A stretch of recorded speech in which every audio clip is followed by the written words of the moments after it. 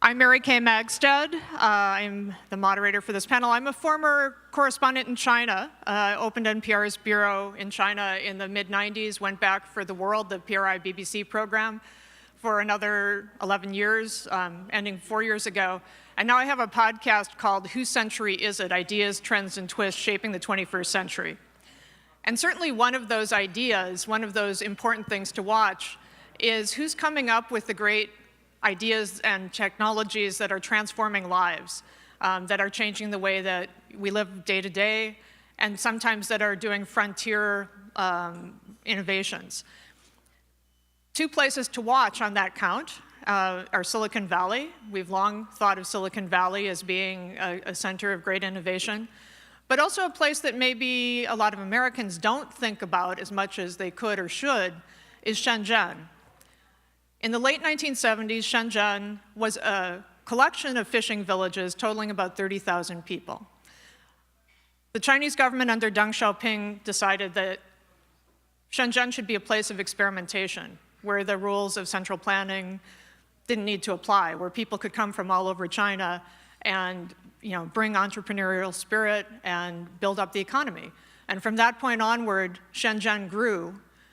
Population grew and the economy grew by, on average, more than 20% a year. And now Shenzhen's population, in actual terms, is about 20 million people. The long-term residents are 10 million people. People with resident permits are about 4 million. Things are often fungible like that in China.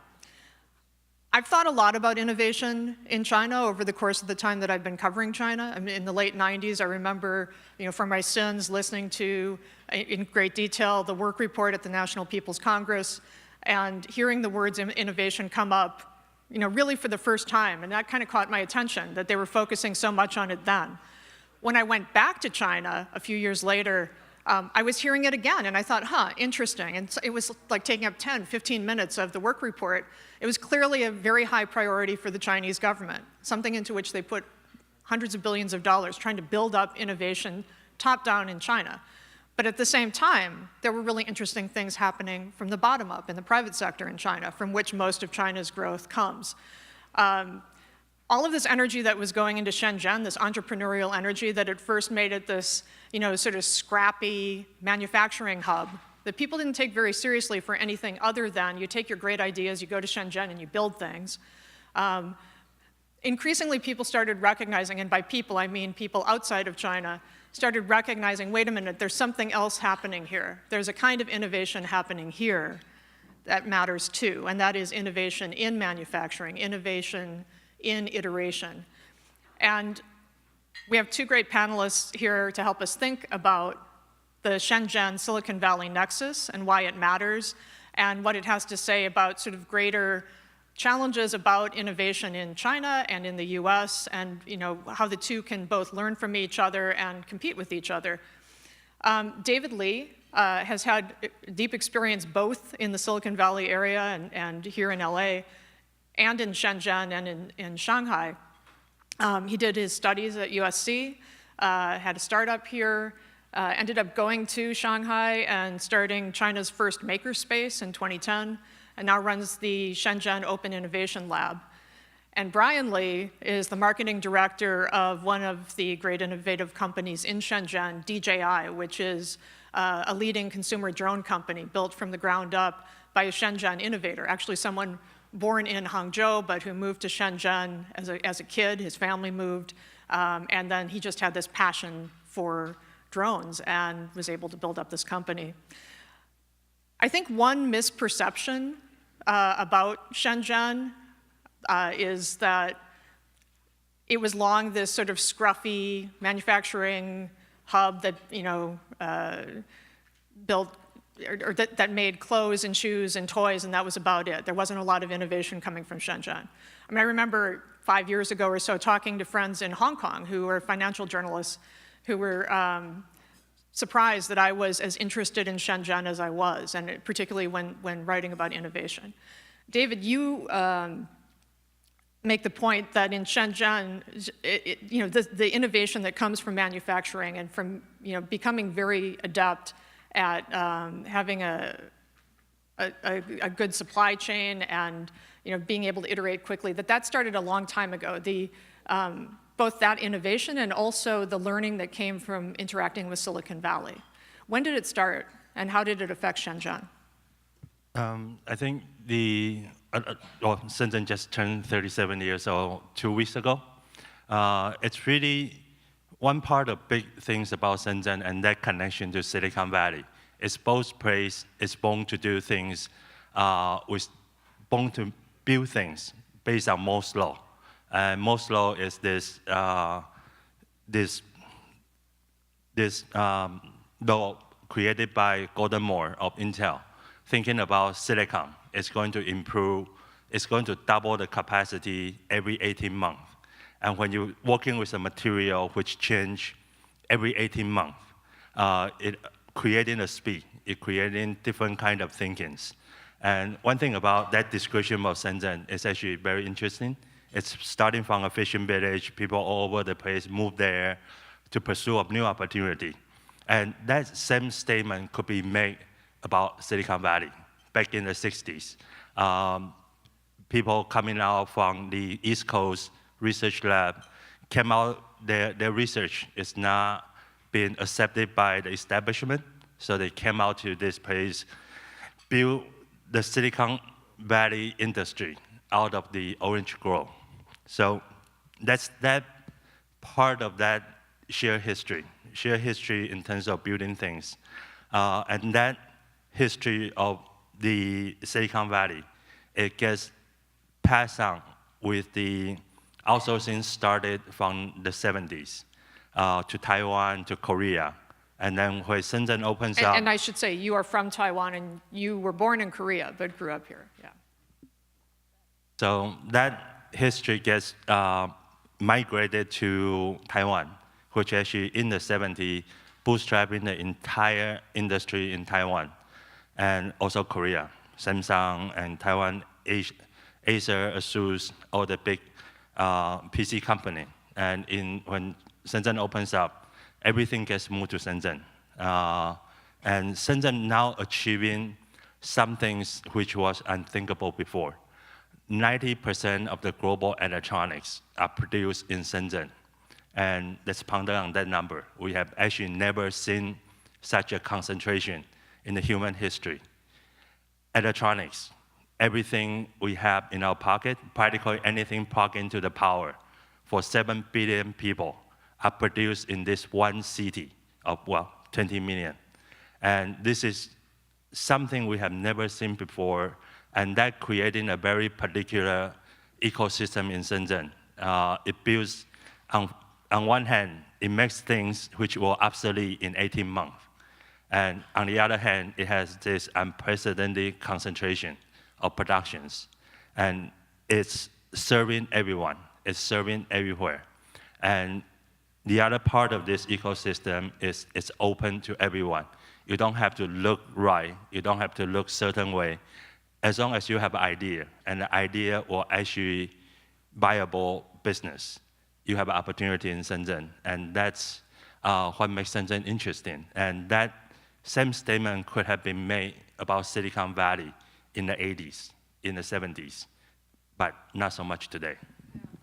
So again, one very successful company in Shenzhen is DJI, a consumer drone company. So if you see drones flying and taking videos of beautiful mountain landscapes or following a bike race or something, that's usually a DJI drone. Wang Tao, who was the founder of DJI, started the company in 2006, straight out of college. His English name is Frank Wang. Brian, talk a bit about sort of the creation story of DJI and how being in Shenzhen has helped it become the kind of company it is. DJI, starting from Shenzhen, he started actually as a hobbyist, and this passion for the hobby sort of turned into a product. And I think anything with any successful company is always timing. And DJI was in the right place at the right time, and it is the first industry that's exported out of China that sort of has dominated. And we have 75% global market share, and it's been an amazing ride so far. And it's the success, I would have to say, it's probably within the past 4 years, it's really seen mostly success. And the company's about 11 years old now, but it's been an amazing ride so far, and I'm glad to be on it. So what do you think it is about DJI's drones that have allowed it to gain 75% of the market share? I think it's the constant innovation. So that's sort of there's two pillars for our company, which is creativity and innovation. And without each other, it really can't work. And I think both in the actual product design itself, as well as the mechanical engineering. And we're always trying to compete within. So even our R&D is about 25% of our workforce is R&D. So we're putting a lot of investment into R&D, and with that in mind, there's a lot of innovation, and there's an internal competition within each other to outdo each other and always trying to innovate. So even with that mindset, it's sort of, we've sort of taken out sort of the competitors out of the market, but it's also because of the competitive nature within the company that's kind of made us successful. So we're going to talk more about innovation, but just to give you all an idea of what we're talking about, we have a little demonstration that Brian's going to do with the drone.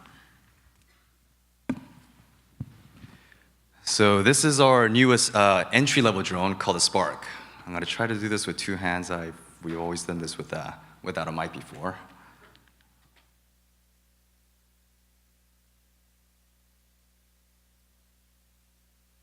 So what this drone allows you to do, it actually allows you to take it off from your hand and also land on your hand. And one of the things that we realized in innovating this product was that all of our other products like Phantom and the Mavic, you actually had to, when you're taking a selfie of yourself, you're always looking at the controller. You always have the controller in your hand, and realizing the consumer sort of problems and issues, and it's like we sort of realized, well, how can we do it without having a controller? So what this allows you to do is, from the hand, I don't know if the AV is working, but by 2 clicks, it actually just takes off.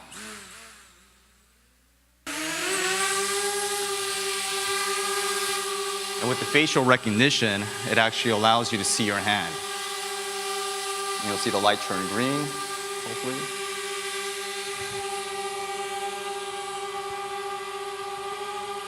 There it goes. So basically, now you can actually control the drone by the movement of your hand, and the drone actually detects your face and your hand gesture. So this is called a hand gesture, and it actually goes up, down, left, right. And let's just kind of go off the stage a little bit just for safety's sake. And there's a lot of different hand gesture modes where actually if you wave your hand, it actually flies up 12 feet diagonally. And what it does is now you can take a selfie of yourself. And just by placing your palm of your hand, also land.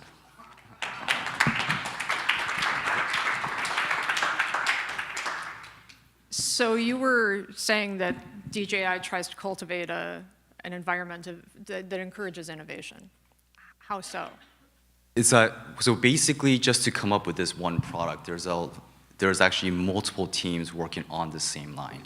So in order to come up with this one Spark model, I believe there was close to about 3 to 5 different R&D teams working on this exact entry-level drone. So with both in Shenzhen and in Silicon Valley? Mostly in Shenzhen. So all of our hardware, mechanical engineering, that's all sort of done in Shenzhen. However, our software applications are done in Silicon Valley. So that's, I think, sort of Google, Facebook, you sort of see the strength in software lately in Silicon Valley here. But in Shenzhen, because of the manufacturing, it is so close to us, and it's a lot easier. So for example, there's a lot of, I think it takes about 12 to 24 months for US companies here to actually prototype and manufacture to come to the final product. But DJI takes about 6 to 9 months from prototype, and if our hardware engineers or mechanical engineers they want to change something and try to test something out, they'll just hop in a cab, factory's half hour away, change up the whole system, they could actually see it happen, and then they constantly keep prototyping. You were also saying when we were talking earlier that at DJI there's an encouragement to have there be a relatively flat hierarchy in terms of people giving suggestions for how to improve different drone models, similar to what Toyota had over time. Sorry. that there's an openness to suggestions from people at DJI? Yeah, I mean, we're always constantly trying to outdo ourselves, and I think that's when it comes to technology, it's all about, that's how you connect with the consumers.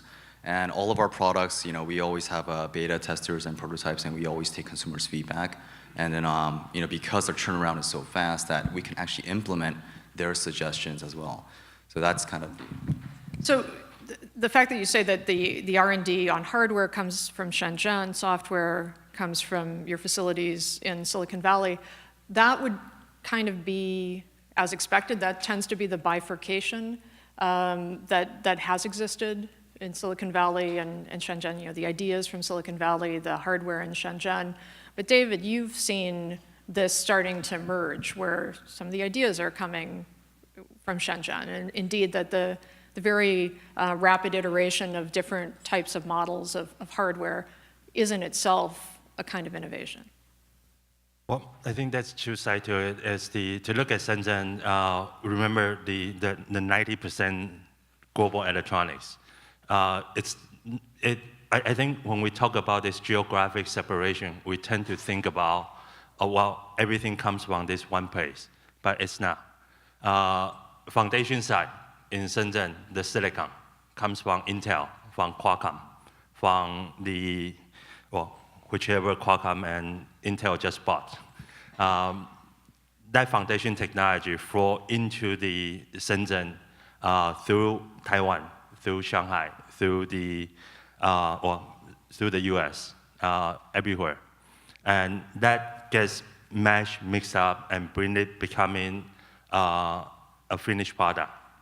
Traditionally, we look at the strengths, is who owns the technology, will dictate the terms of innovations. Now technology become commodity. And so right now it's people who actually put together how to remix it, how to figure out a good place to apply this.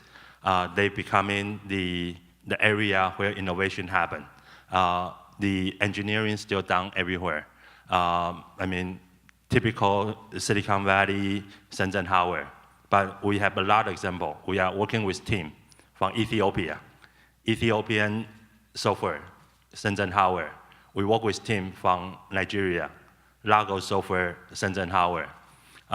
That combination is not really a strength of both, but it's really Shenzhen itself is becoming a platform. No place you can get hardware made faster than Shenzhen. And the specializations of the team from the other place, they're becoming specialized in software, user interaction, user experience, local market understanding. So I don't think that's just because the one is good in software, one is good in hardware. It's the opportunity of hardware does not exist anywhere else anymore.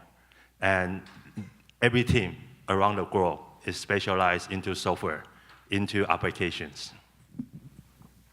But there is sort of the quest, certainly from the Chinese leadership on down, to not only be good in iterating on existing products or ideas, but also to come up with great ideas. I mean, there has been this desire in China for a long time to do the science and tech that wins Nobel Prizes in science, to go from 0 to 1. We were having a conversation about this yesterday where you said maybe that's the wrong question. I think that right now we are having this very narrow definition of what innovator look like. But the term, well, the term innovator gets popularized by Klein Christensen with Innovator's Dilemma.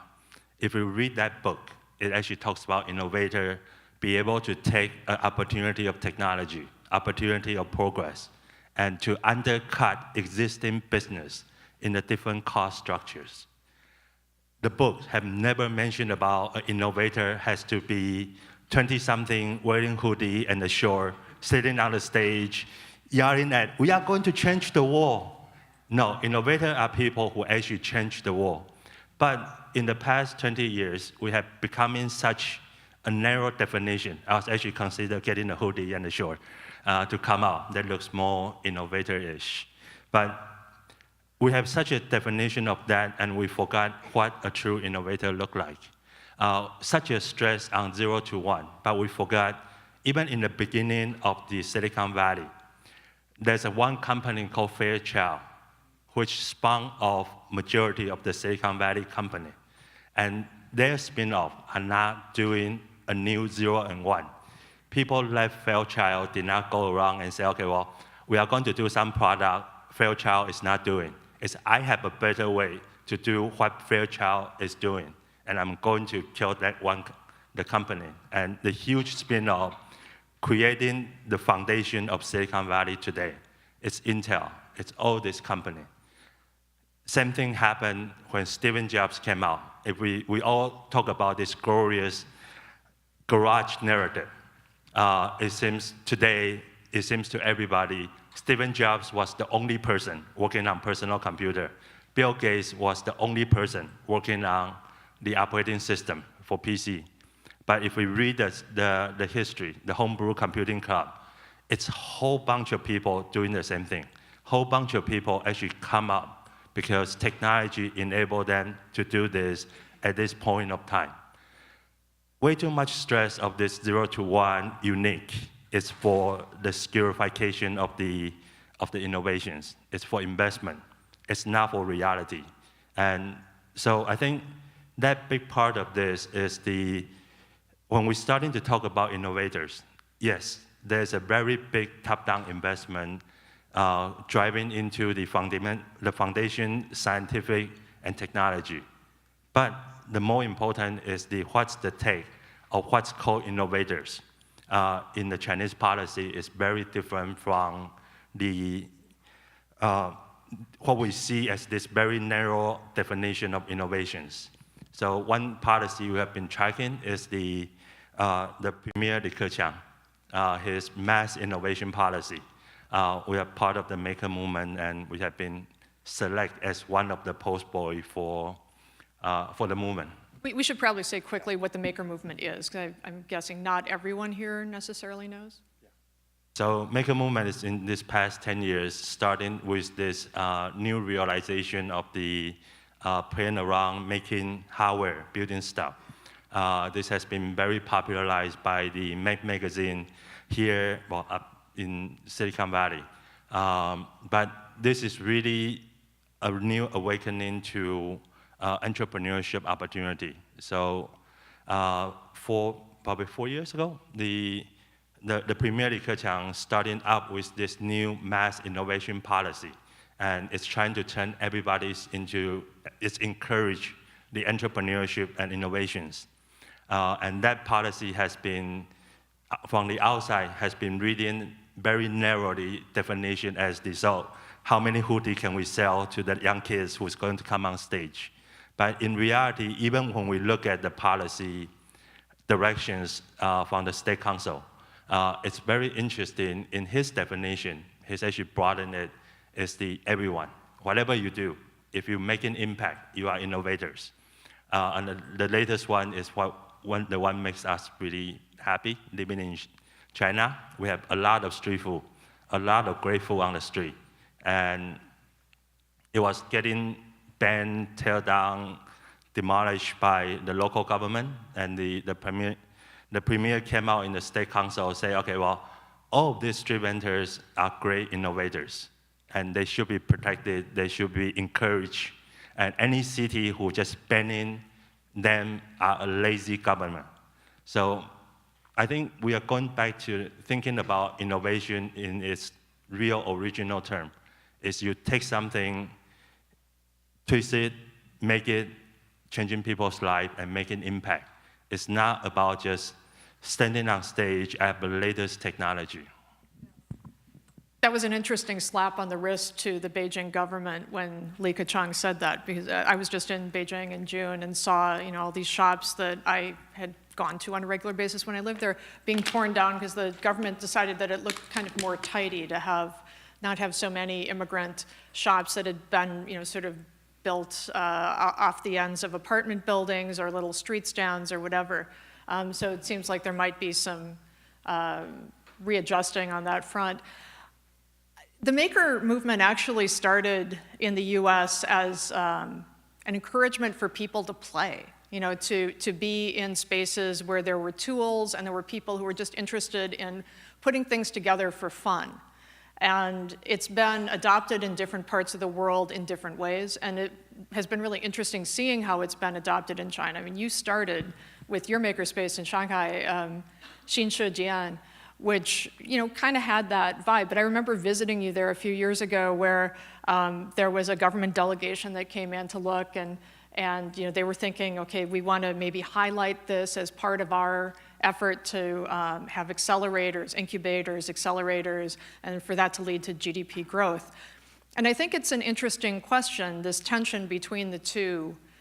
Where does innovation come from, and what kind of innovation comes from what? So Brian, you have a background in the arts. You grew up with a strong interest in photography.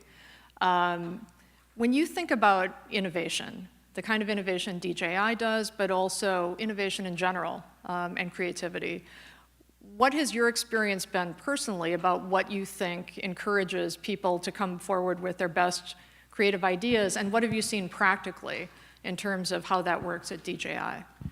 So I think it's one of the very innovative things that a drone does is DJI stands for, it's our core belief is sort of creating a aerial camera platform.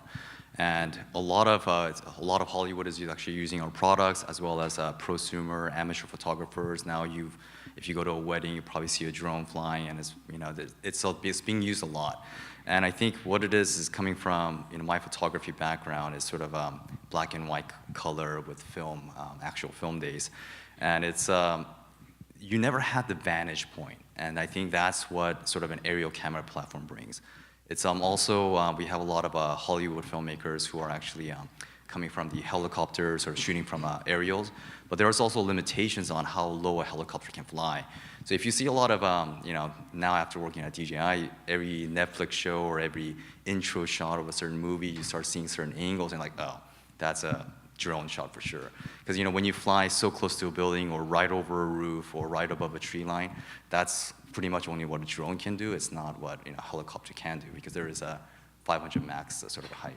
So it's been a very interesting. There's a lot of creative play, and it's actually being not only just used for photography, but there's a lot of innovations being used in, I guess, for science purposes. So there's something called a snot bot, and one of our whale researchers have used one of our drones to actually collect the snot spewing out of a whale, and actually, so instead of with that, you can actually detect the DNA and do all the research and see if the whale's pregnant or sick. So it's been interesting how a drone is not only used for photography, but it's been using it for other purposes that are for good. But in terms of the types of people that DJI draws and looks for, who contribute to R&D, again, you came from an arts background and a photography background. Are there a lot of people like that at DJI? People from diverse backgrounds, perhaps creative backgrounds, who come in, or does it tend to be a lot of engineers? I mean, clearly there are a lot of ideas and a lot of ways that the technology is moving forward very quickly. But historically, it's been the case that when big bursts of innovation happen in particular places, usually in cities, it's because people from different backgrounds come together and share ideas in unexpected ways. I would say from the art side, that is sort of still a growing field within DJI. I would say still mostly on engineering, on the mechanical engineering side. One other thing I want to get to before we open up to questions from you, so start thinking about what you'd like to ask. The Chinese government has had a variety of goals over time about how to keep the economy growing as the workforce shrinks and as the economy itself matures and economic growth slows down. And certainly the focus on innovation over the last 20 years has been one of those things. And again, another time that David and I got together in China was when I was there for one of the maker movement festivals. I think it was 2 or 3 years ago. 2 years ago. Now they're putting together the maker movement and the New Silk Road, which you'll be hearing about in another panel, but just in brief, it's this project that China has to build out infrastructure going into Central Asia, other parts of Asia, parts of Africa, all the way into Europe, that would help cement China's role as a regional economic hub, and which would be the gift that keeps on giving in terms of, all of these different states would then, all of these different countries would then be part of a network that would be connected to China and would help, China's economic growth continue. So the focus on innovation has shifted slightly, where the government seems to have recognized, look, our competitive advantage is we're really good at manufacturing, but we want to be good at smart manufacturing. We want to sort of follow something like what Germany and Europe have been doing with Industry 4.0, robotics and AI and smart manufacturing, and to compete head on with the United States and Europe. And one way to do that is to acquire IP, to acquire companies that already are doing the 0 to 1 innovations, and then China can build on that, Chinese companies can build on that. That obviously creates a bit of friction with US interests and US policy, and President Trump has already pushed back by blocking one deal for a Chinese company to acquire a US chip maker. David, where do you see this possibly going in terms of that tension? I mean, is there a way that, in the contained universe, that Shenzhen and Silicon Valley can continue to benefit from cooperating with each other, or do you find that it may increasingly become competition? Well, I think that's two sides to this. So the company in question, Lattice. Yesterday in the morning, there's a 301 just issued it, and the sales got blocked. But that's the equity side of things. Lattice is still very active in the Shenzhen market. It's not like blocking that we cannot buy that technology in Shenzhen. They are widely available.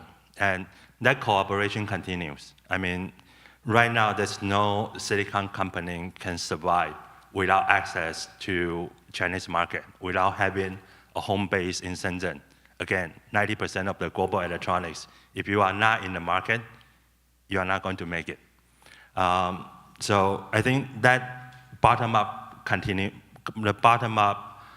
cooperation will continue. The bottom-up cooperation will stay. If that's an economic war, it's easy. Just tell the Intel stop exporting chips to China. And that's going to hurt, but that's going to hurt both sides. So I don't, that's the political side of this, but there's also the reality side of this. And looking at the reality side of this is looking at One Belt, One Road. That's also the other interesting narrative in terms of this very government colonialism kind of entry into it. It looks like China is driving an army. It's a manufactured army into this country. But in reality, in practice, if you look at how Chinese does business, especially how Shenzhen does business, recently the hardest war in Shenzhen in terms of the future is Africa. Everybody goes there. So we have been working with a lot of accelerator and incubator in Africa in the past 12 months. So in the previous couple of trips, all the friends who's going there will ask us that, okay, can you introduce me to the entrepreneur there? When they go there, they want to find local partner. When they go there, they want to find local talent to work with. And by there, you're talking Ethiopia, Rwanda, Ghana, Ethiopia, Rwanda, Nigeria. Ghana, Nigeria, South Africa. So a lot of this is exchanges happening. And this is thinking about innovation in another sense, innovation in another directions. Coming back a little bit to the drone. So if you look at the drone usage in the US, it's very narrow. It's this, because in here, you have to go for the highest margin market. But in China, again, when you do 90%, that's people in every level. That's people in every margin. There are people who will make drone company making 3% margin, and it's a viable business. Because, again, 90% of the global electronic, that's one in every segment. So here, it's all very flashy. But a few months ago, I was in this conference in Huizhou. It's the poorest city in Guangdong province. And I ran into this drone company, starting by 2 kids from a rural farm. They've grown them to about 800 people company in 2 years. What they do, they buy existing drone from Shenzhen, and they use it for the precision pesticides. And the agricultural drone is a really huge growing market right now. Again, the technology itself, it's interesting to talk about technology development, but it's actually more interesting to talk about, even more interesting to talk about how the system enabled 2 kids from the rural farm be able in 2 years to build a drone company to an 800 people company. And even better one is they are not the only one. They are actually, their model gets copied in different provinces. Their model gets copied in different cities. So foundationally, we're coming back to look at how innovation happens. Innovation doesn't happen in silo. Innovation doesn't happen in isolation. It's never led by one person. But the history only remember the successful one. So in China, in Shenzhen today, we actually be able to look at what's the impact of innovation when it scales out, rather than try to pick one very particular star. And right now, we also have way too narrow definition of a star. It has to look right. It has to talk right. Just to wrap that up, there's a company called Tenco, T-E-N-C-O. I wonder how many people have heard of it. So this is a company shipping 100 million cell phones a year. 100 million cell phones a year. It's a third of Apple's shipment. This is a big company out of Shenzhen nobody ever heard of. It's #1 mobile phone brand in Africa. And we are talking about real company changing the life of 100 million people.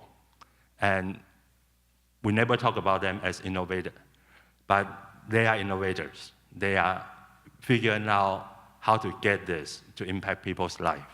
One more very quick question before we go to questions, and that is, do you see Shenzhen surpassing Silicon Valley as a center for innovation? And do you see any potential place that you're seeing in Africa or elsewhere that could at some point in the future surpass Shenzhen? I think the suppression and this very competitive way to look at this is the wrong way. Again, Shenzhen cannot survive without that international connection. It's not like Shenzhen can just close itself, not using other people's technology, not working with anyone, and it will survive. It doesn't work that way. Shenzhen is right now shifting to become a platform for innovations. The innovator then might not be living in Shenzhen. They will be picking technology item out of Shenzhen, phone, drone, smartwatch, whatever we can think of, and they find their local application. So for that way to work, for that way, Shenzhen is open as a platform for the global innovations, not going to be shifting that competitions to Shenzhen. I mean, it's really cooperation. That's not, it's sexy to talk about who has better technology. It's sexy to talk about that, but that actually have no meaning today. Except at the top levels where governments are looking at each other competitively. Well, it's good to tweet, but it's not, the tweeting doesn't really translate into anything.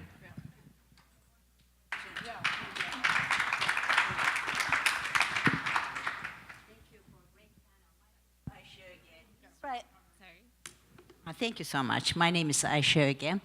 I teach global business, and my question to you is, Israel happens to be at the forefront of being a startup nation, and they have great innovations, creativity, and great companies. So how is your partnership with the Israeli companies, the Shenzhen, overall, the innovative entities to just partner with the Israeli companies? Right now, there's a lot of exchange happen between Shenzhen and Israel. But there's also two sides to this. That's original high-tech innovations, and that's that part of the licensing deal is floating. On the other side, we see more and more is the bottom-up small innovators. Traditionally, they are not going to get VC funded. Now they are actually coming to Shenzhen and use Shenzhen as a global platform to launching their product to the US, to the European market through things like Kickstarters. And so this is not those doing very high-tech chips. They are actually doing more lifestyle applications. One of the companies we are working with, they are actually making the robotic suitcase, which will follow you in the airport. It's cute, but it's not exactly the latest high tech.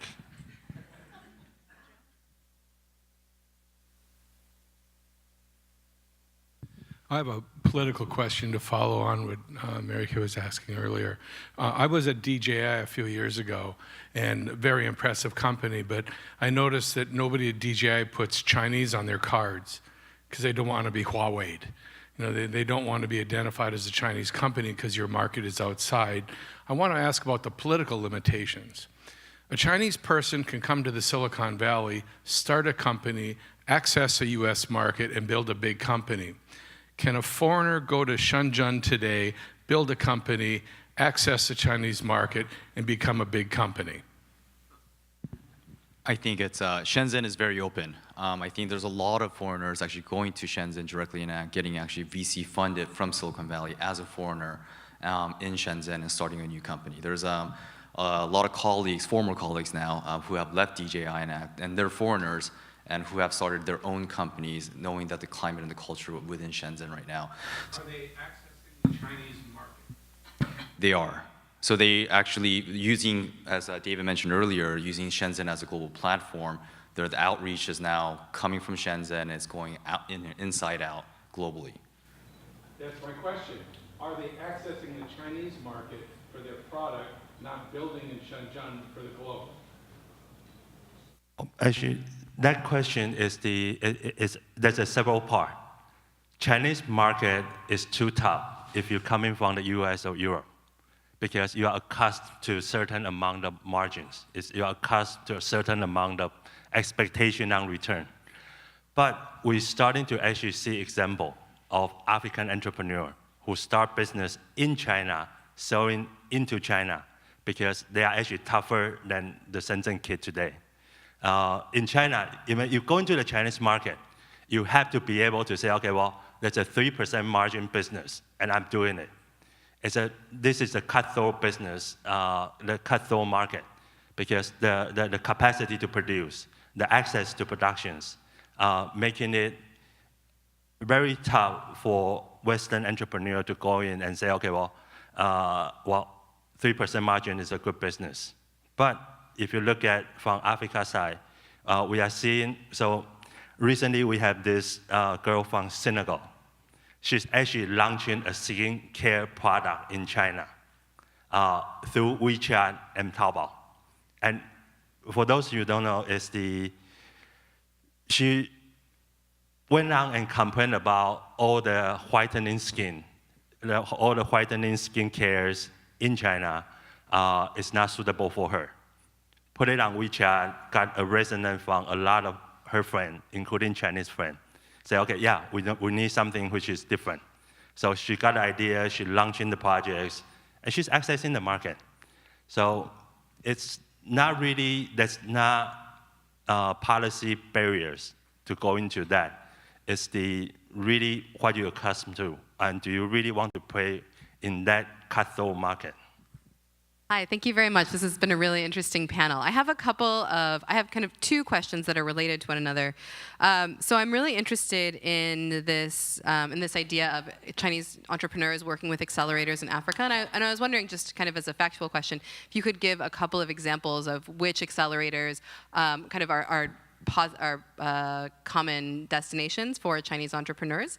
And then the other question that I had was, I noticed in the example that you gave, it was this discussion of a skincare product. So I'm really interested in if you could expand further if there are high tech industries, so not necessarily personal care, but things that are kind of more technologically driven.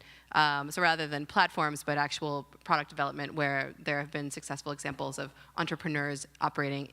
foreign entrepreneurs operating in China, expanding out to the Chinese market. So I think those African examples would be really interesting, and I'd love to have kind of a couple more if you have them. Actually, I want to correct one thing. The skincare product industry is actually more high-tech than electronics. Do you know how much chemical, how hard it is? It's easy to build computers. It's really hard to build a mask.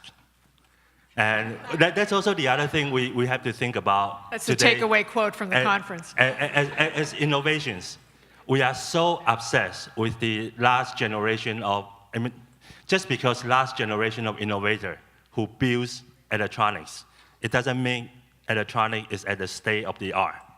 The amount of chemical knowledge, know-how, have to go into building a mask it's more difficult than building the phone. There's time for maybe one more question. Oh, yeah. Oh, sorry. So the part of it is also starting to recognize where the innovation should be. The example, we're seeing more and more of this entrepreneur coming into China, try to access the global market, try to access the Chinese market, and it's all open. But it really comes down to the willingness to try it. And we are actually heading to an era where it's not about having a perfect business plan, doing 18 months market analysis. It's act on hunch and try to launch it and make sure when you fail, you don't fail too bad. I need to share that article some way about this girl from Senegal launching the makeup. She's really nice. She has actually an MBA background from France. And she said, okay, well, when she launched this, she's saying, I'm doing this the Chinese way. I'm just going to float this, get it out there, 500 units first, and then let's see what happens. And then I can adapt, I can iterate, rather than writing a perfect business plan with the analysis. By the time you finish, the whole industry is already took off. Hi, Andy Oken. I was curious if it's any hindrance or obstacle to innovation in Shenzhen, the restrictions on the use of the internet in China. Do they apply there? Do people just get around it? Is it any kind of a barrier to the day-to-day work of innovators and makers there? Internet is overrated. Let me give you an example. A lot of makers a lot of people out here trying to get a spec to a silicon chips. You will get it here when the company officially announces it. In Shenzhen, we get it when the company was developing it. The information flow is actually faster. And the other thing is the other reason I say internet is overrated is a lot of things, a lot of knowledge, especially knowledge needed for manufacture, does not exist on internet. So very simple term, EVT. Those have involved in manufacture knows what it means. It means the first trial run productions. If you put that word into Wikipedia, it doesn't exist. And so I think that's overemphasized on how internet is as the innovation tool. And the other side is the firewall is not entirely blocked. And there are huge amount of organization translating the document into Chinese. Kickstarters, we have like 7 different WeChat accounts who's dedicated to translating Kickstarter project into Chinese. Sadly, we're out of time. Thank you for your attention. Thank you, David and Brian. They'll probably be on the sidelines for a bit afterwards, so if you have questions you didn't get a chance to ask, come on up. Thanks again.